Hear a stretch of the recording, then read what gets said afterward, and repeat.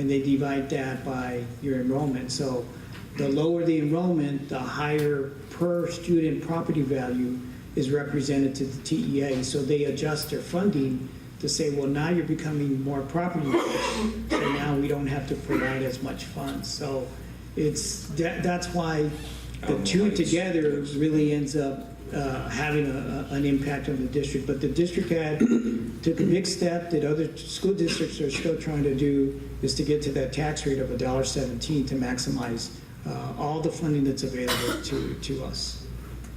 Well, and I guess at the same time, you could see it as, if it lowers our student to teacher ratio, at the same time, we're kind of, it's a positive for some of our class sizes, because that's kind of what we want to, or one of the goals that we want to try to meet. We want to try to have smaller student to teacher ratios, because it benefits our students.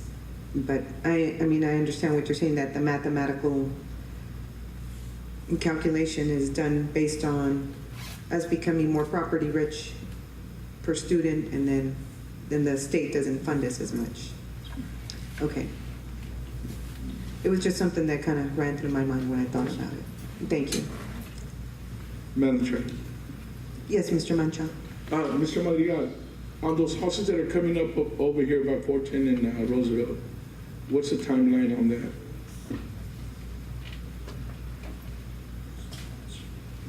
Mr. Mancha, on some of these items yet, I really can't discuss yet, because we're in litigation with it, or we're not in litigation, but we're disclosing some things that we can't share, and I can't forecast that, so I really can't really address that right now. I mean, because of the situation that we're in. But of course, we're always hoping for if you have any type of growth in your district, which of course we're landlocked, but any growth, of course, brings both. And I'm talking about those homes that are already going up from KB Homes, is that what it is? Esperanza. Esperanza? That's the ones I'm talking about. Okay, Esperanza, I will share with you, there is 161 units there, but only a third of those units belong to Harlandale. The other 2/3 belong to Southside ISD. The first two streets and belong to us. The closer streets to 410 belong to. And just a quick comment, sir. You know how usually it works if your neighbor down the street is eligible to go to Harlandale. Usually the best friend of his, even though he doesn't belong to Harlandale, he still wants to go to Harlandale. You know, and that'll still help us with our ADA. I mean, I know it's not legally legal. I can't register them unless they're 11 or 10 zone by law. I can't register them. And then if for some reason they were to use some way to get into our district, we still don't get the tax base. And I'm just saying, because it works both ways. We can lose some of those kids going to a different district. So how are we advertising? How are we going to advertise in that area to be able to get all our kids that belong to us to come to the Harlandale district? By law, you can only go to school according to your address. So if there's a kid in the first block that wants to come to or there's a kid in our block that wants to go to Southside, or to go to Southside, he can't. Oh, no. I guess what I'm saying, sir, is if I belong to Harlandale, how do we keep them from not going to the homeboy next door's school? How are we going to advertise to these kids that belong to us to stay in with us? Because you know that it's going to work, and you know that it happens, and it happens constantly when we get kids that don't belong in our area, but so do other schools. Make sure no more charter schools go up. Yeah, and my biggest fear is if these kids decide to go to Southside, then we're losing our ADA, even though these kids belong to us. So what are we going to do to be able to advertise Harlandale District in that area to make sure that every kid that belongs to us will come to us? Of course, we do. Basically what I'm saying, do we have a plan?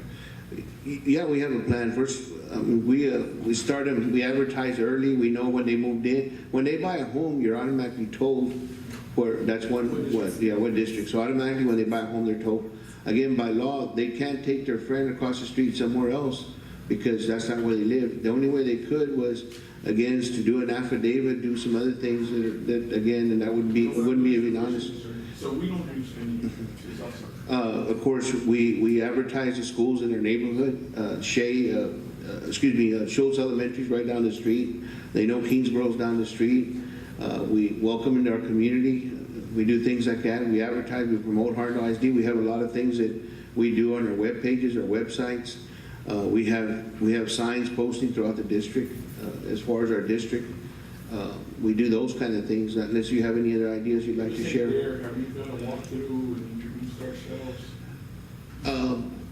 Not to that extent, but we could possibly look at it and making sure. I don't know how many of those homes have kids or not, but we could look into it closer. Just a thought, you know, because we don't realize what kids being absent costs. You know, when that kid is absent 20, 30 times per school year, we use a lot of money.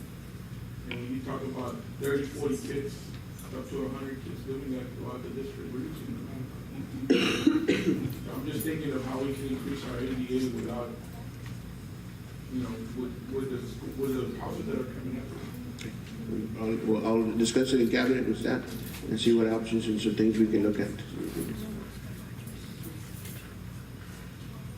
The next slide is, again, just recapping the tax rate that was just approved this evening. So now we're going to publish our notice, and with the approved tax rate of $1.5288 per $100 value.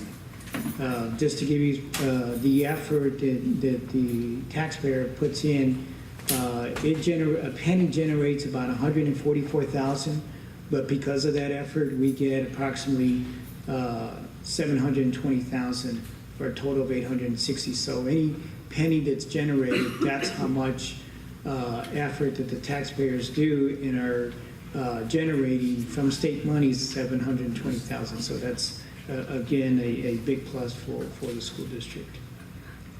So the next items then are based on the budget work session that we've had this evening. Mr. Maligal, has stated that we're certainly available to meet with board members individually to go over what was presented this evening on any of the issues, or we can schedule a budget work session on June the 15th. Next week we have, I think, graduations that are coming up, and so that pretty much takes up the week. Either that, or we can look at providing a budget hearing, or conducting a budget hearing on June 20th. And the reason we put that out there is because, as we saw this evening, there's not very many things that we could include in this budget process because of the limited resources and the limited areas where we could find cuts, as opposed to previous years when we worked on the budget and took it pretty much all the way through the last week of the year. Madam Chair, isn't that the same day as the regular Yes, called sir. school board meeting? We're going to have the budget workshop that We night? can have it that evening as well. Yes, sir.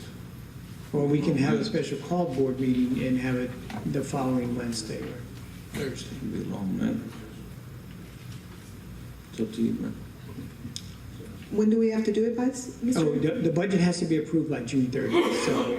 By June 30th? Yes, ma'am. And we just have to determine a date so I can make sure that we publish the notice. The notice needs to be published 10 days before the budget hearing is adopted. Let me just take a look at the calendar. Yes, ma'am, absolutely. So, our regular call board meeting is going to be on June 20th. June 20th, yes, ma'am. We also have a date listed for June 23rd.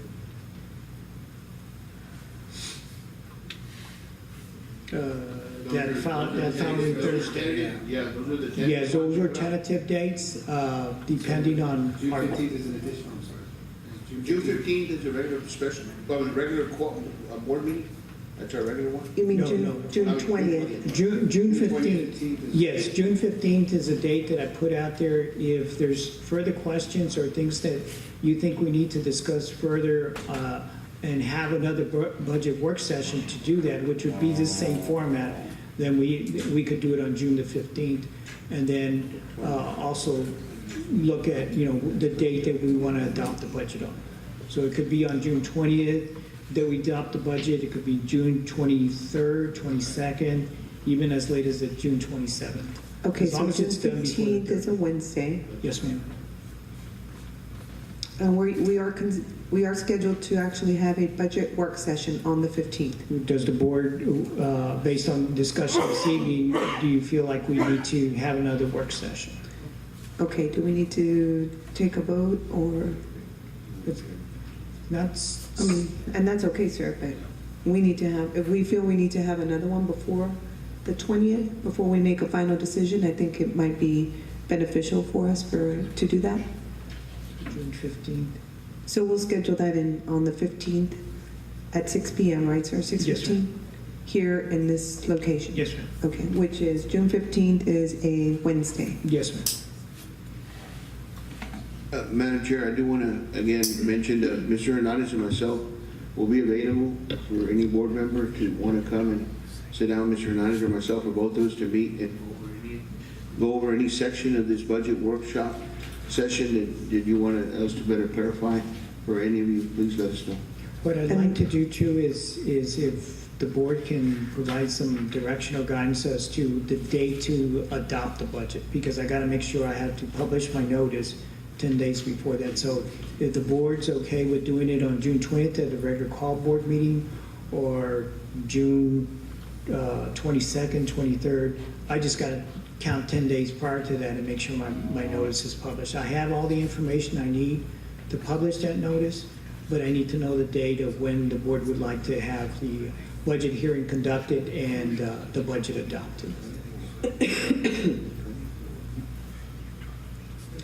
So we ought to be able to adopt the budget by June 20th, Yes, ma'am. And I can still, since we're going to have the one on the 15th? yes, ma'am, I can still publish the notice because I've got the information. It would be published on June 10th, but we can still have our work session on June 15, and then whatever, if there's any changes resulting from that budget work session on June 15, we'll make sure to present it at the June 20th meeting. Okay, and if we have to push it further out for any reason, we can still do that because it has to be done by June 30th. Yes, and like we experienced I believe it was last year or the year before, where we adopted the budget on the date that we had published it, but there were still, as a result of that meeting, there were still some changes, and we made those changes before June 30th. At that time, we decided to have another special called meeting. So Okay. we have that flexibility. Okay, so right now, we're going to say that we're going to adopt the budget on June 20th. Yeah, okay. So you can post it by June 10th Yes. for yourself, for your deadline, sir. And we'll have a special call board meeting on June 15th, A budget work session. budget work session, which is Wednesday, June 15th at 6 p.m. here. And that's going to be announced 72 hours prior Yes, ma'am. to Correct. the community for those that want to be here. Okay. So 6 p.m. Okay. Or 6 So I p.m. believe we have it down right. At 6:15. 6:15, okay. Great. Okay. So I believe we're done for this evening. So this meeting is adjourned. The time now is 11 o'clock. Wow, 11 on the money.